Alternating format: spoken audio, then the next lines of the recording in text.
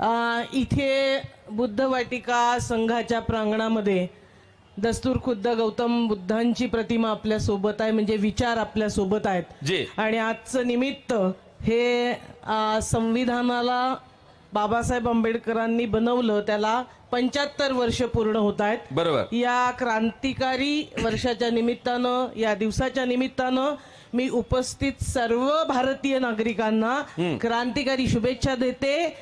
जय संविधान हे आपण आजच्या दिवशी म्हटलं पाहिजे. बहुत अच्छा.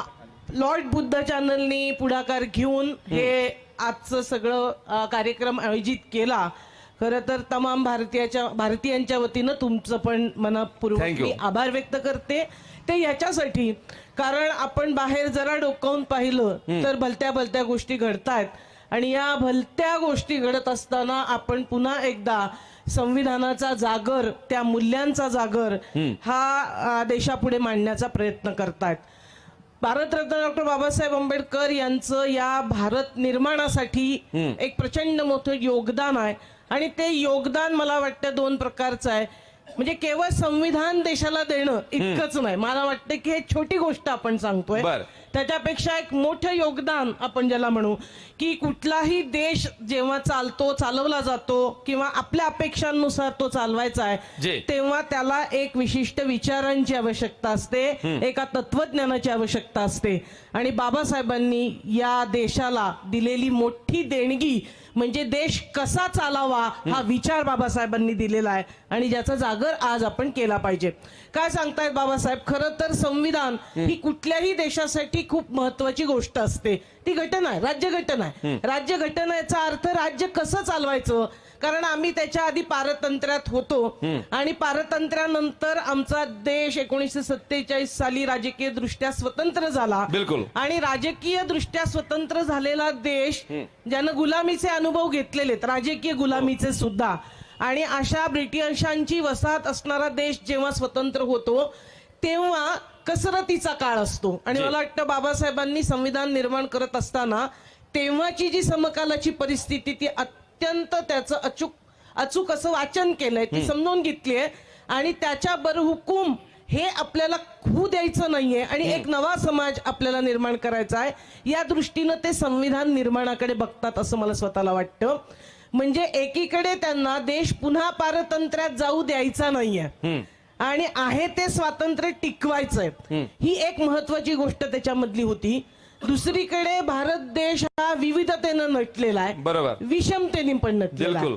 म्हणजे एकीकडे ही विविधता आहे ज्याच्यातून फुटीच्या शक्यता खूप होत्या.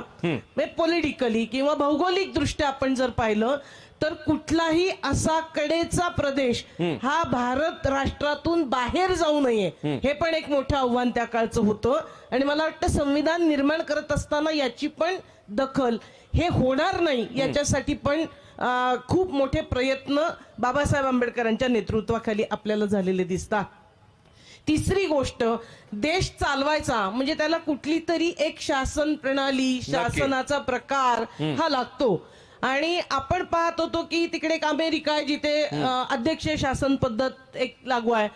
आपलं ज्याला आपल्या सोबत जे राष्ट्र म्हणजे 14 ऑगस्टला आपल्या सोबत जन्माला आलेलं ते पाकिस्तान आहे आणि जे लष्कराच्या हुकुमशाहीच्या धर्तीवर चालणार आहे किंवा शरीयतला मानून किंवा एक धार्मिक राष्ट्र म्हणून ते उदयाला येत आहे. आणि म्हणजे राष्ट्र वेगवेगळ्या प्रकारे चालतायत आणि अशा ह्याच्यात भारत राष्ट्र कसं चालेल याचं एक मोठं आव्हानात्मक काम मला वाटतं बाबासाहेबांनी केलं. आणि ते सांगतायत की या देशामध्ये शासन कसं चालणार आहे ते संसदीय प्रकारानेच चालणार आहे. म्हणजे आम्हाला कुठल्याही प्रकारचं अध्यक्षीय लोकशाही अजिबात आम्हाला नको. याचं कारण त्याचे धोके त्यांना दिसत होते की अध्यक्षीय लोकशाही आलं तर एक माणूस राष्ट्राध्यक्ष होतो आणि जवळजवळ भारतासारख्या जाती पितृसत्ताक समाजात तो हुकुमशाह होऊ शकतो. आणि इथे एक माणूस म्हणजे नक्की वरच्या जातीतला, वरच्या वर्गातलाच माणूस हा असू शकतो. म्हणून अशा हुकुमशाहीकडे जाणाऱ्या अध्यक्षीय शासन पद्धतीला बाबासाहेबांनी ठाम नकार दिला. आणि ते असं सांगतायत की देश चालवायचा असेल तर तो संसदीय लोकशाहीनं चालला पाहिजे. संसद म्हणजे देशाचा सर्वोच्च कायदा, सर्वोच्च संस्था कोणती आमची ती संसद आहे. आणि संसदेमध्ये राष्ट्रपती आणि या सगळ्या लोकसभा राज्यसभा जी. म्हणजे 3 गोष्टी महत्वाच्या आहेत आणि या 3 महत्वाच्या लोकशाही संस्था या देशाला दिशा देतील. आणि आज आपण नंतर मला वाटतं त्यावर बोलूया जी, जी, बिलकुल. की या 3ही गोष्टी कवडीमोल केल्या जात आहेत हो. आणि एक माणसाच्या हुकुमशाहीकडे एका पक्षाच्या हुकुमशाहीकडे घेऊन चाललेलं दिसतंय. संसदीय लोकशाही याच्यासाठी महत्वाची. संसदेमध्ये लोकसभा आणि राज्यसभा आहे. लोकसभेमध्ये आमचे प्रतिनिधी आहेत. हो. म्हणजे जनता सार्वभौम असेल असं भारताचं संविधान आपल्याला हमी देतं. जनता सार्वभौम आहे म्हणजे काय तर देशाचा राज्यकारभार जे लोक प्रतिनिधी चालवणार आहेत त्यांना निवडून देणारी जनता आहे. बरोबर. म्हणजे ती त्यांना संधी देते की तुम्ही आमचं प्रतिनिधित्व करा. आणि जर ते प्रतिनिधी योग्य मार्गाने जाणार नसतील तर जनतेला पुन्हा 5 वर्षांनी एक संधी आहे की त्यांना परत बोलवायचं, त्यांना या मार्गाने जाऊ द्यायचं नाही. हे एक मोठं आव्हान त्यांनी केलेलं आहे. तिसरी गोष्ट, हे देश बनत असताना त्याचं संविधान बनत असताना म्हणजे कायद्याचं राज्य अस्तित्वात आलं पाहिजे याच्याकडे लक्ष देत असताना जी आपल्याकडची भौगोलिक रचना आहे, काही राज्य आहेत ती छोटी आहे, बरोबर, ती संपन्न नाहीयेत. म्हणजे तुम्ही महाराष्ट्र, पंजाब, कर्नाटक हे पाहिलं तर ते वेगवेगळ्या अर्थांनी संपन्न असणारी राज्य आहेत. पण तुम्ही आपण ज्याला 7 सिस्टर्स म्हणतो आणि ते कडेला पण आहेत, लगत आहेत, अशी जी राज्य आहेत जे स्वतःचा विकास स्वतः करणार नाहीत त्यांना थोडी मदतीची आवश्यकता असू शकते. म्हणजे राष्ट्र असं असलं पाहिजे की एकाच राज्याला झुकतं माप देणारं असता कामा नये. तर जी राज्य स्वतः करू शकणार नाहीत त्यांना केंद्रानं मदत केली पाहिजे. म्हणजे केंद्र आणि राज्य असं विभाजन केलं, सत्तेचं विभाजन. आणि ज्याचा उल्लेख आता कोळसे पाटील साहेबांनी केला की आम्ही फेडरल सिस्टम, एक संघराज्य पद्धत स्वीकारली आणि ती संघराज्य पद्धत अमेरिकेसारखी स्वीकारलेली नाही. म्हणजे ही मला खूप महत्वाची गोष्ट वाटते की घटक राज्यांचा व्यवहार पूर्ण स्वतंत्र, इतका की घटक राज्याचं नागरिकत्व स्वतंत्र. दुहेरी नागरिकत्व तुम्हाला अमेरिकेमध्ये दिसेल पण भारतामध्ये एकेरी नागरिकत्व आहे. तुम्ही फक्त म्हणजे आम्ही जन्मता भारतीय आणि मेल्यानंतर सुद्धा भारतीयच असतो. हे जे बाबासाहेब म्हणत होते दुहेरी नागरिकत्व इथे असणार नाही ते तुम्हाला अमेरिकेत दिसतं. तर इथे छोट्या राज्यांची काळजी, मला वाटतं बुद्धाची करुणा काय असते ना ते बाबासाहेबांनी संविधानामध्ये उतरवण्याचा प्रयत्न केलेला आहे. तो अत्यंत महत्वाचा आहे. आणि तिसरीकडे संविधानाची संपूर्ण परिभाषा मला खूप महत्वाची वाटते.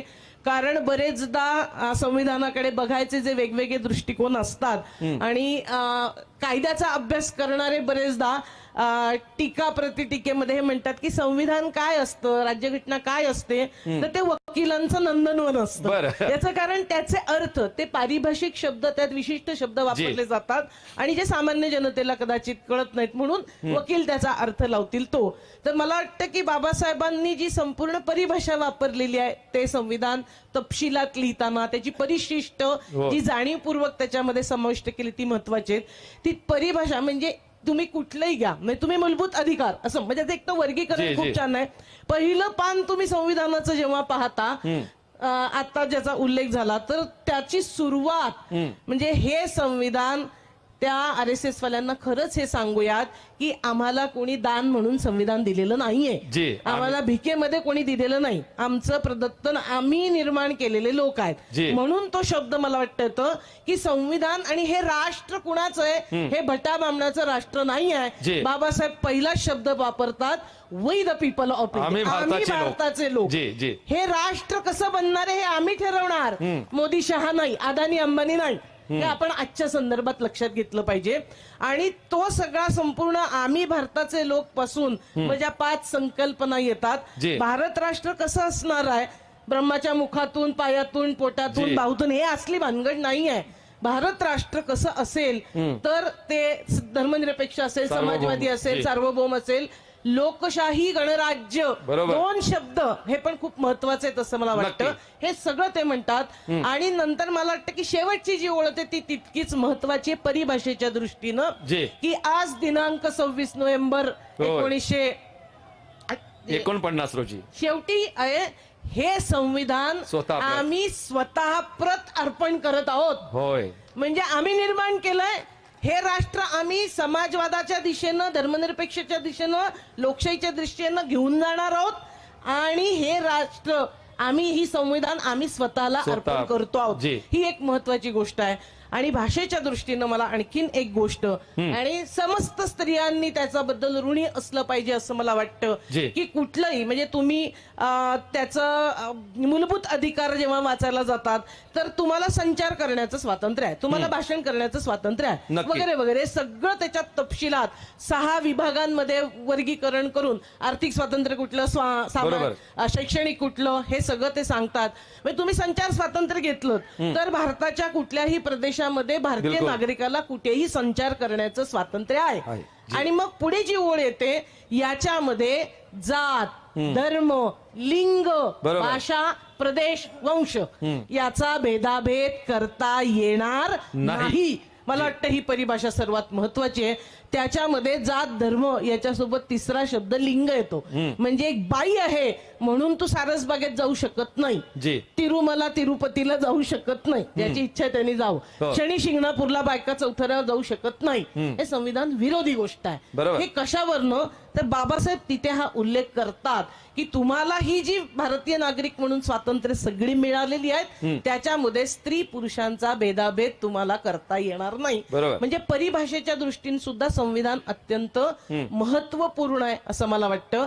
छोट्या राज्यांसाठी, स्त्रियांसाठी, दडपलेल्या जातींसाठी संविधान ढाल म्हणून काम करतं. आणि म्हणून आम्ही एरवी भाषणांमध्ये ते उगीच म्हणायचं म्हणून म्हणत नाही.